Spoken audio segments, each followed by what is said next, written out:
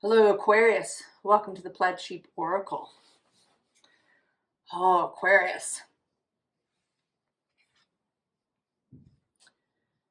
We begin with this expansion card. I love this card. It's one of my favorites in this deck.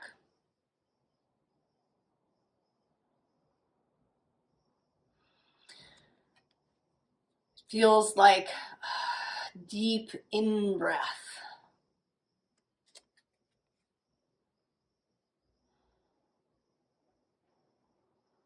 The beginning. It feels like imagination. Right? There's this little figure here, but they're having this big thought, right? This all is all kind of coming out of the mind of this person. The vision.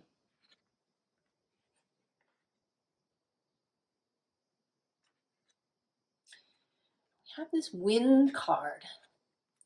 And for the first time today, this was coming out. I often see her as sort of guiding this, but today I actually saw it as if she were spinning it. You know, the way that you spin yarn. That there was, it connects me up to the fates, to the wheel of fortune. But with you playing, you here, playing a very active part of that. The bottom of the deck is this gravity card. That today is feeling, you know, more like the dreaming. Usually it looks to me as if all these animals are trying to convince you to wake up. But today it feels as if you are dreaming all of the animals into being. That as you dream, as you vision, they're coming into being.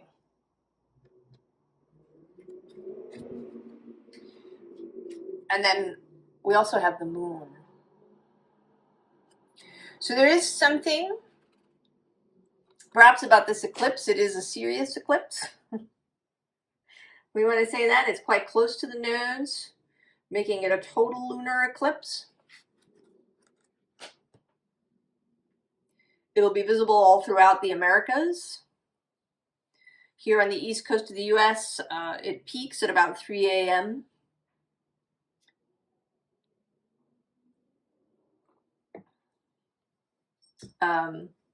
The western edge of Europe would be able to see a little bit of it in the early morning hours.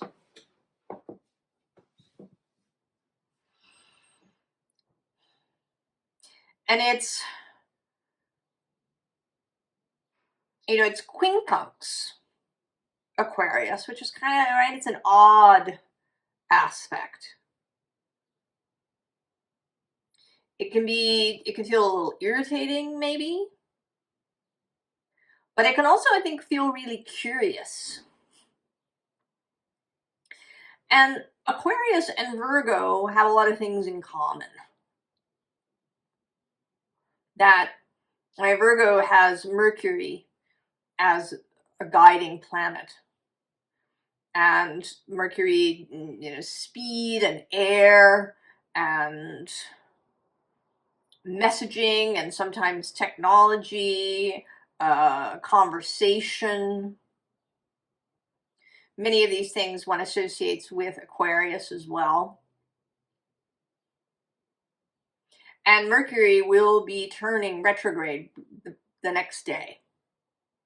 The eclipse is on the 14th, and Mercury will turn retrograde on the 15th.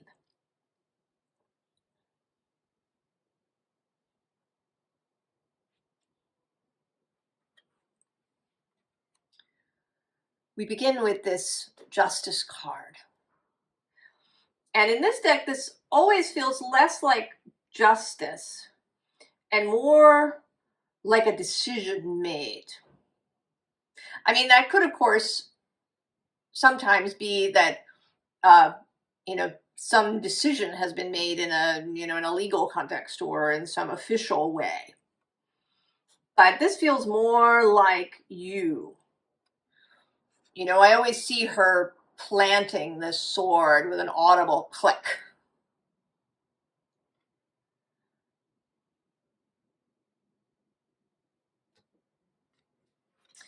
Below her is this Three of Cups. And I'm feeling today like there is some sort of plan between you and some other people. In a mundane way, this may be that you are choosing to lead something. Perhaps you're accepting a promotion, or maybe you're hiring some people, or you're taking something on in a friend group.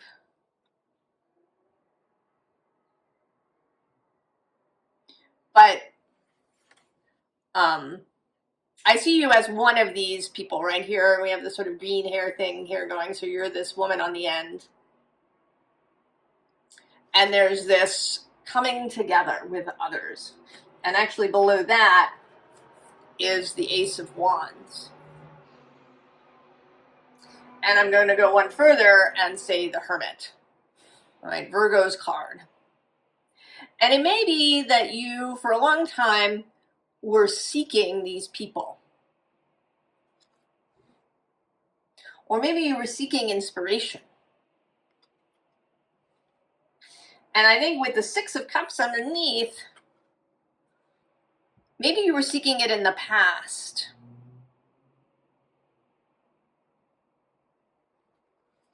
We actually have the Magician here. I'm going to point him out. Oh, look at that. And the High Priestess. And the Ace of Swords. And, oh my, I should probably stop. The Page of Wands. I'm going to go one more. I'm sorry. The Moon and, oh my, the Empress. The Queen of Wands. Then we get the Three of Wands. I'm going to stop now. So there is something about this having been a long time in the making. And that perhaps you needed to have a lot of experiences. You needed to gain a lot of wisdom. Maybe you needed to gain skills so that you were ready for this moment. Because there is, and the Ace of Cups is here, not quite at the very bottom, but wanting to get itself seen.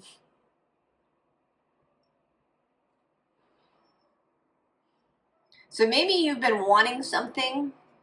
Maybe you've had this vision for a long time. And it could be that you've had sort of the seed of it.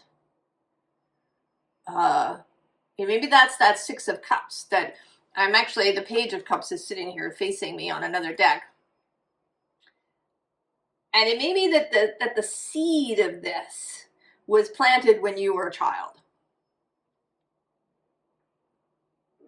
You saw something, experienced something, and you knew, or at least part of you knew, that you were headed in this direction. But there needed to be other experiences. You needed to rub up against other people. Maybe you needed to have some failures. Maybe you needed to do some other things first before you could be ready. Astrologically, perhaps this Pluto's entry into Aquarius is part of it. Certainly that is going to have major effects for all of us, but it may be having very personal effects for you. In another year and a half, the node will move into Aquarius. The North Node. But whatever the reasons, the time has come. The bottom of the deck is celebration. And this feels like a passage, a graduation, some kind of ceremony, some kind of milestone of coming through something. Then we have the Seven of Wands here with the Valor. And you're ready. You're ready to lead, whatever this is. And I do think there are other people involved. It might be in a business context. It might be in some sort of social community context. I don't know, maybe you're running for office.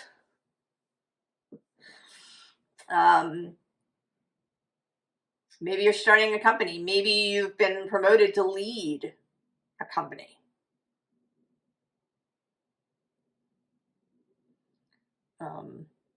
Maybe you're stepping up to lead your family in some way.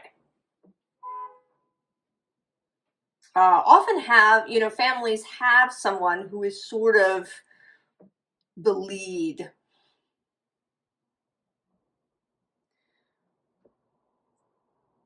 Even in a bigger family group.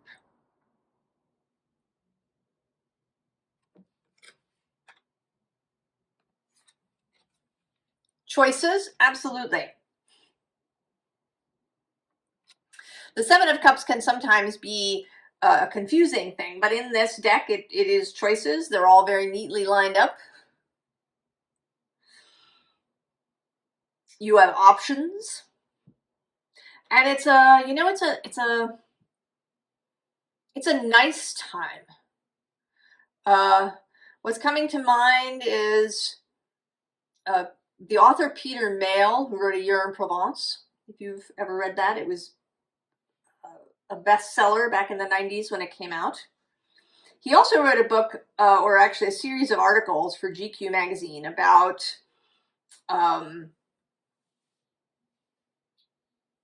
sort of indulgent things or things that people who have a lot of money participate in. And one of them was to have shirts custom made. And he describes this, sort of wonderful afternoon that he spends, kind of choosing fabrics and choosing these things to have these shirts made. And this is how that feels. It feels luxurious. That there are choices. Maybe in the past you've felt choiceless. Or that your choices were very narrow. It was either this or that. And now there are many choices. And you can really enjoy yourself.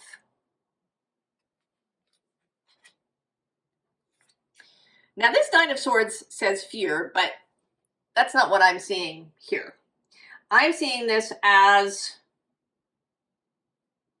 sort of incoming messages. And maybe you've been receiving messages through your dreams or through daydreams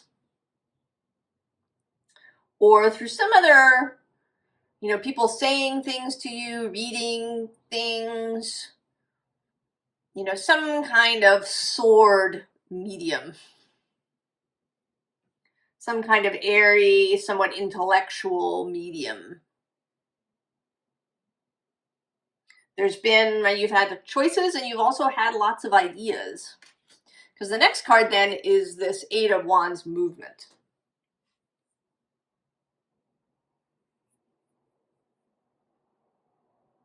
You're getting ready to act on this.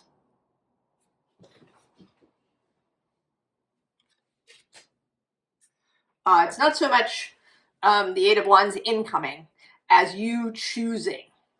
I see you, rather than receiving the Eight of Wands, that you're sending the Eight of Wands out.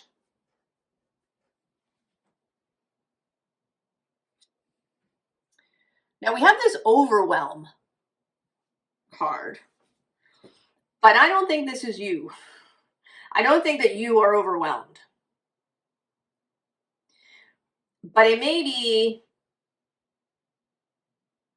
that there's people around you that feel a little overwhelmed,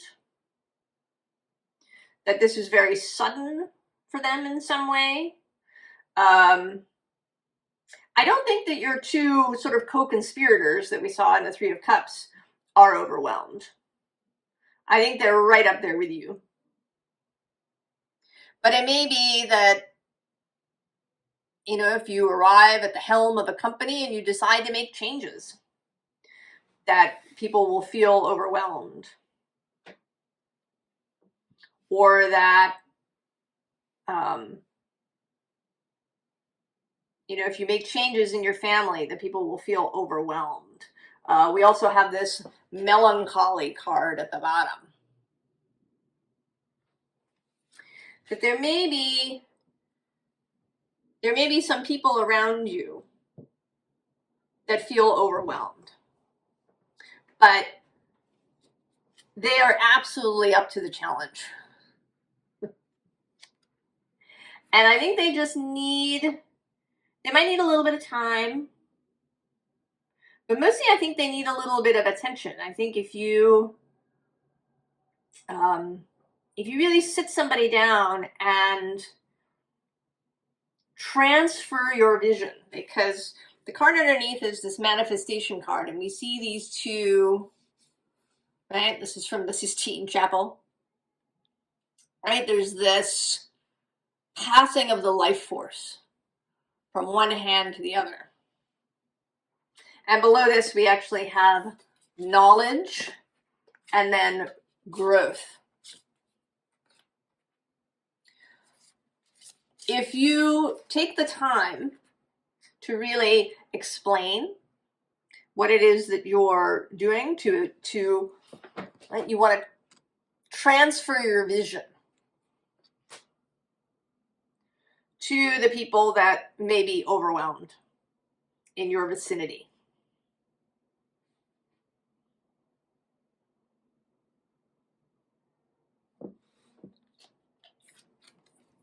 Right? The emotional. This is kind of like the Ace of Cups.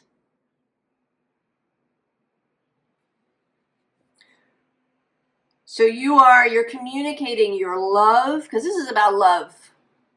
This is something that comes from your heart. This is something that is deeply joyful and exciting to you. And you want everybody to feel this. You know that this will be expansive for everybody. That there will be people who may directly benefit from the changes that occur.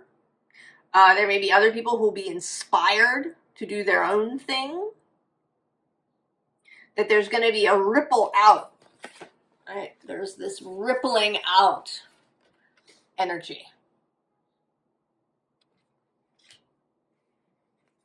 Right? This is about love. So you want to communicate your love of this thing and of the people. Because you do. You love these people around you. You have love and respect and admiration for them. You know that if they can see the vision as you see it, that they will be excited too. And you want them to be excited. You're not here to run roughshod over anybody.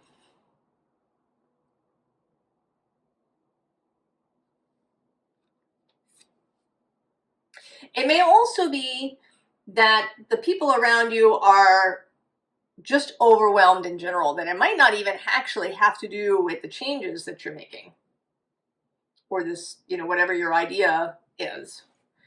But people are overwhelmed. They feel like the world is in chaos. They have, 8 million bits of information showing up every hour in their life. There is just a general state of overwhelm. And what you want is to communicate optimism. You want to communicate this idea that is beautiful. and you want to share this optimism. And you want to share the energy. This is the Taurus. It's kind of a donut shape, where the energy, runs through it. Self-sustaining. And you want to share that too. That this enthusiasm, this joy, this beauty, you are enlisting the life force in this enterprise, whatever it is. And then we have the worker, who is the worker bee. And the worker bees work together. They may have different tasks, but they have a central goal, a central mission.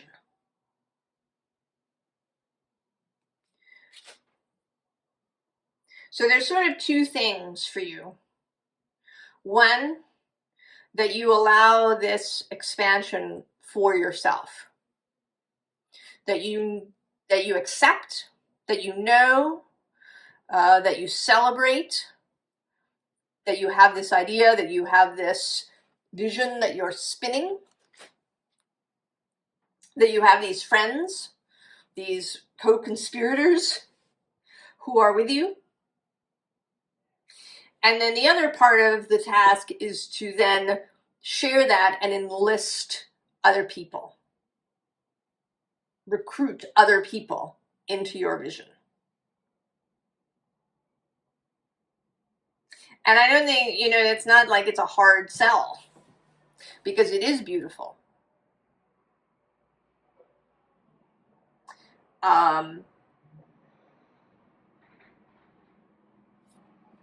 We have here the lion, now this leader energy, the leader of the pride, as well as below that, the fool.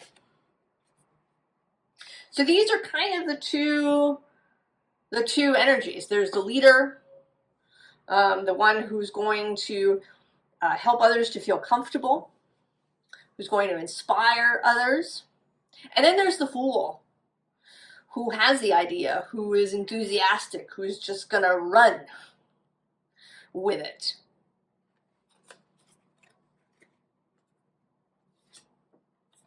The bottom of the deck is the sea serpent. And this often to me looks like an egg being fertilized. So there's the idea, this in this deck, this card is associated with the sacral chakra, the imagination. With Eros too.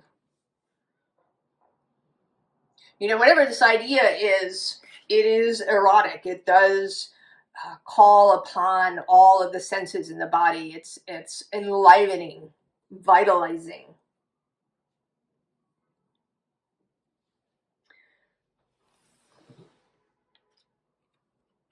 So we have the Three of Cups repeating. There are these folks.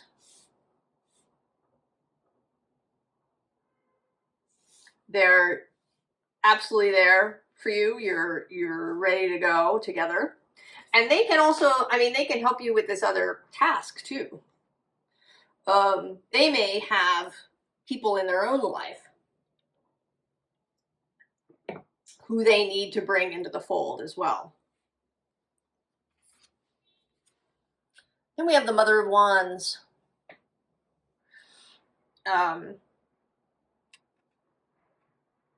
The energy of gestation here with her eggs.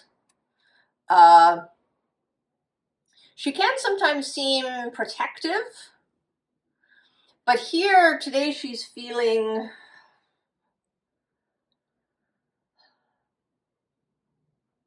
expectant.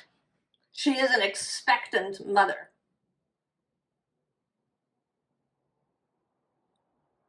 There's just a sense of potential energy that's going to be released when you begin. Then we have the shark. who can, right, this can seem like a dangerous energy, but here the shark is like a messenger energy, both relaying and receiving. The shark who receives messages through water, right? Who can, feel the thrashing of a fish or sense blood at great distances. Often people say, oh, it's like, fish not having a word for water or not knowing they're in water. Well, of course fish know they're in water. In fact, I think that fish are incredibly aware of the water, as are all animals under the ocean.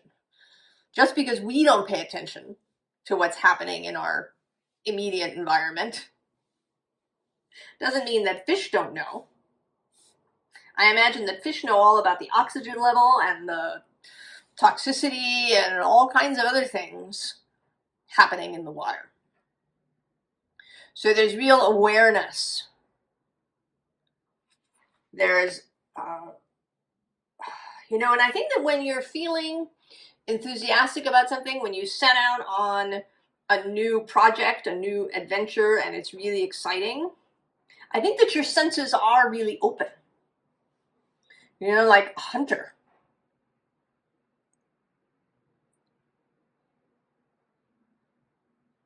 Or, perhaps somebody who's conducting an orchestra. Right? Really sensitive to, that violin over there being a little slow, or, that clarinet having played a wrong note, or, the feel of the expectation of the audience behind you. You're really, right? You're like vibrating. You are plugged in. And then the rabbit. Fertility. Speed. Also in the current moment, if you watch this when I post it, the spring equinox in March, and then Easter and Passover in April.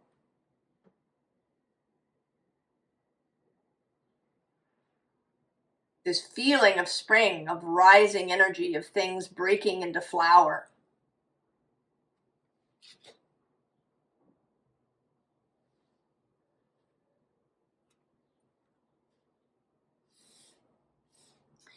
So this final row is a little bit of early advice for you, or things that might come up for you perhaps. Here we have the Emperor, and he's a very meditative character. His eyes are closed. And right below him is the Eight of Swords, and then actually I'm going to point out the Magician and the Tower. So in this kind of state, because some of this work is internal, and there's just a caution here. When you are going internal, when you're maybe contemplating, when you're feeling into yourself to maybe know which way to turn next, to just, remember who you are. If there's any, mental stuff, or if there's any people around you who are trying to sort of talk you into this Eight of Swords mindset.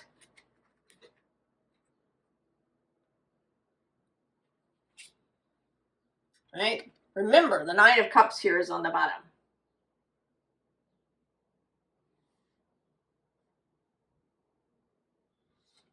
You've got this. You do.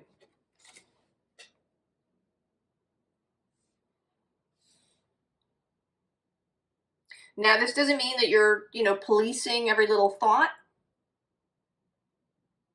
This doesn't mean that you have to be happy all the time. Emotions are, right, they're the shark. They are signals. They're information.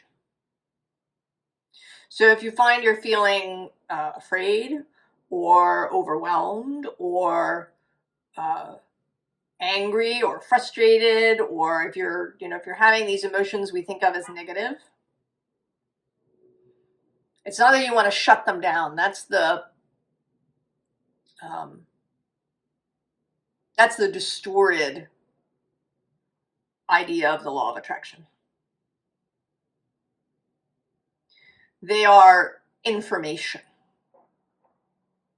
And what you don't want to do is, get up into your head about it. You want to see, well, I'm feeling frustrated. What is that about? You get curious. Right? That's kind of the rabbit too. A little bit of curiosity. And then the Eight of Cups. We actually have 3 eights here. We have wands, the swords, and then this 8 of cups. 8 is a power number.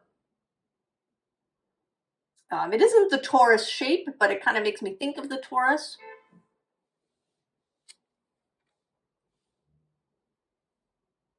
So there may be things that need to be left behind in this process. There may be choices that need to be made. It's possible that not everybody can go with you.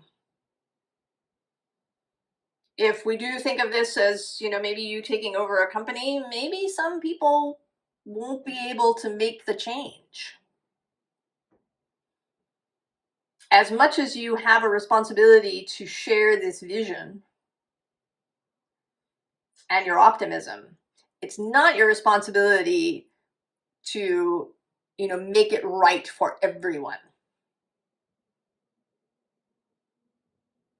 There may be someone who needs to go, or someone that you walk away from. There may be ideas, plans, even your own plans that need to be changed.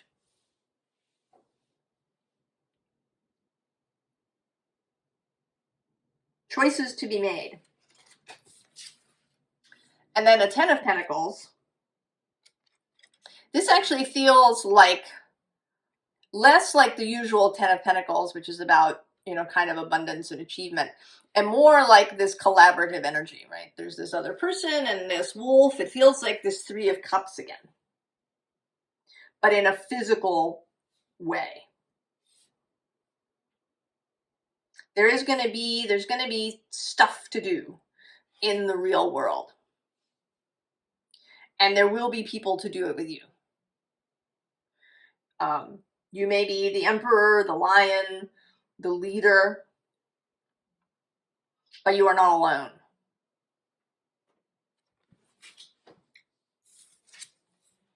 And then we have the Star.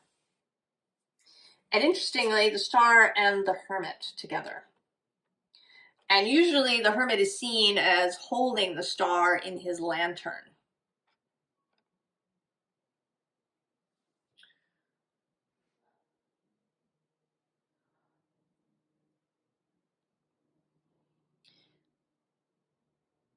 There are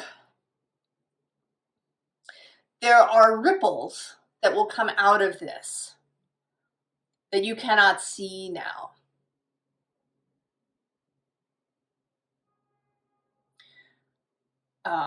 These are not you.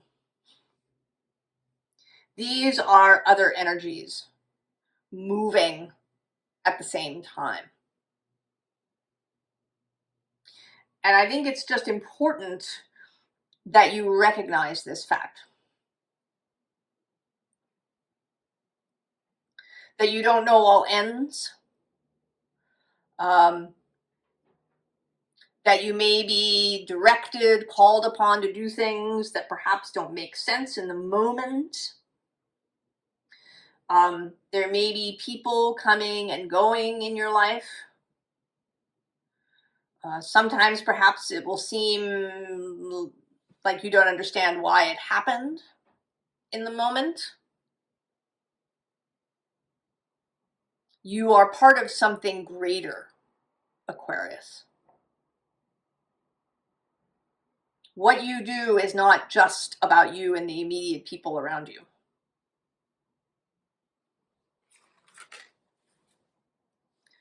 Right? This expansion ripples out. And there will be other people's ripples that bump up.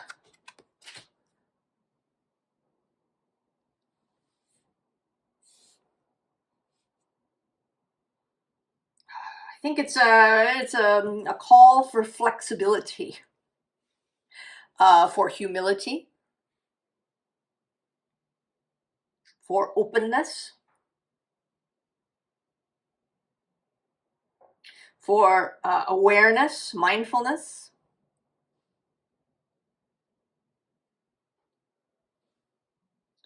Formal advice. 10 of Cups. Be happy, and be happy in your group. Below that, we have the Hierophant. And it's interesting, Hierophant, where there's a breakup of what was. I think that whatever you are doing is part of something greater that's moving kind of in a bigger societal way. Even if what you're doing is relatively small. Maybe you just have a little company. You've got, 4 employees. Maybe it's just the 3 of you to start with. You're really local, or it is your family, or just your town, or your neighborhood. But it's part of something else. It's part of some sort of fundamental change. Now in July, Uranus is going to take his first steps into Gemini. He comes back to Taurus once he retrogrades. And then he will return to Gemini permanently in 2026. And he will, when he's there, he's moving trine Aquarius. That's a really easy flow of energy. So there may be a real opening starting in the summer, and then really next year sometime. I can't remember when he's back, in 2026, in the spring somewhere. That then there'll be a ramping up, and then maybe you'll be able to see some of what this is about. But I think that it's going to be something that unfolds over months, even years of time. Pluto spends 20 years moving through Aquarius, and Uranus will spend 7 years moving through Gemini.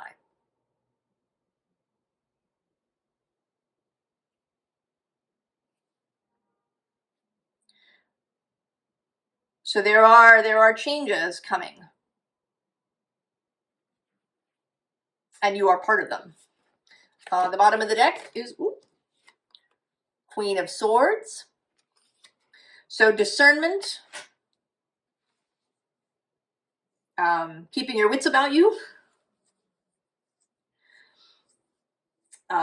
being able to move rapidly. Also the Queen of Cups, and it's very interesting, Queen of Cups, who, it's up here in the head rather than in the heart. And I want to say this is emotional intelligence. Not so much deep empathy, but emotional intelligence. Reading the room. Being able to read others. Having an understanding of how people work. Maybe individual people around you. That that, John is risk averse around something. knowing how to talk to people.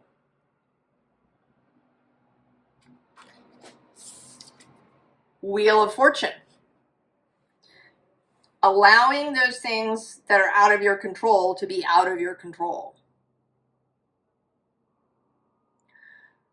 Being willing to take chances, to take risks, to make moves even if you don't know why exactly or where it's going to take you. And being willing to follow your intuition.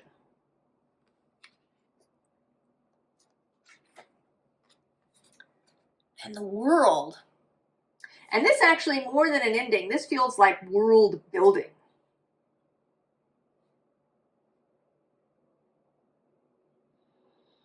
Know that this is not a flash in the pan. Know that this is something that has a real future, that is going to stand the test of time, that is a whole world that you're building.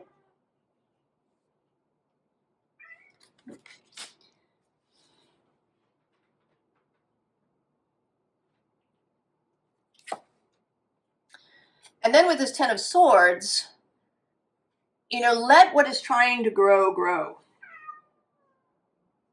Don't hold back. Don't get into the Eight of Swords kind of mindset. Or be aware that might happen. And also be kind to yourself. Because it can be a challenging process, this new growth.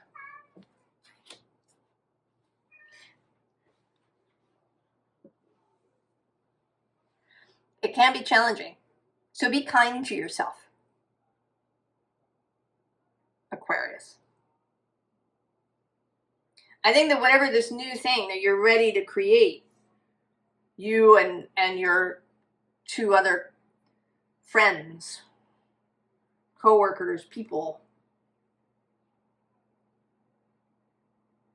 I think that it is beautiful and you're absolutely ready to begin, Aquarius. And I hope you'll come and tell us what it is.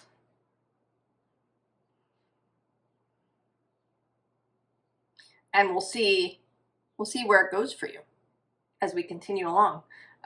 You're the last of the signs, and I'm going to do the reading tomorrow for the eclipse. And I'm very much looking forward to see how those readings come out. But I wish you the very, very best, Aquarius. And I'll see you next time. So long.